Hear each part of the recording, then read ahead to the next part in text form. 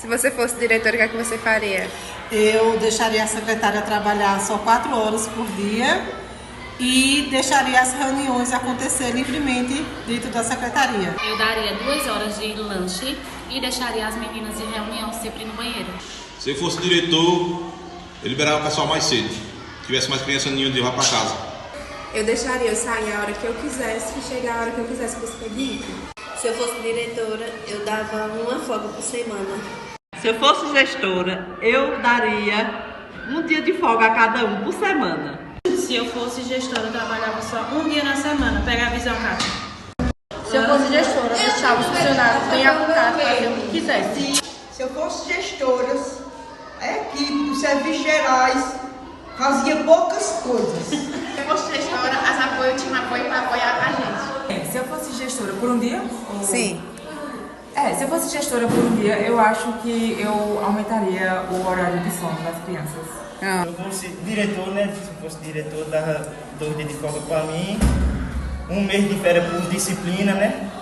E sexta-feira, 2 horas da tarde, largava. Se eu fosse diretora, eu liberava todos os professores da aula atividade.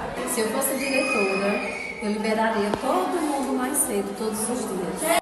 Se eu fosse gestora por um dia, eu traria chocolate todo dia para meus funcionários.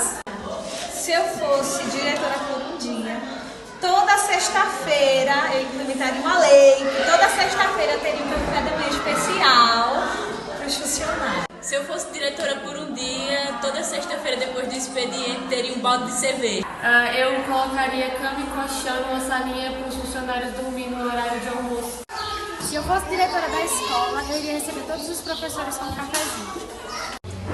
Se eu fosse diretora, eu daria 6 meses de férias à minha coordenadora pedagógica e quando ela voltasse, eu ainda faria todo o trabalho dela. Se eu fosse diretora, eu mandaria as merendeiras vir um dia por mês fazer faxina na... Se eu fosse a gestora, eu liberaria com certeza a equipe, creche, o professor Rafael para ir tomar sorvete. Se eu fosse gestora, eu liberava meus alunos às meio-dias, toda sexta-feira. Se eu fosse diretora, eu fazia uma escala, trabalhava um dia sim, 2 não. Se eu fosse gestora, eu aumentava o salário dos funcionários. Se eu fosse uma gestora, eu não queria que tivesse aula na sexta.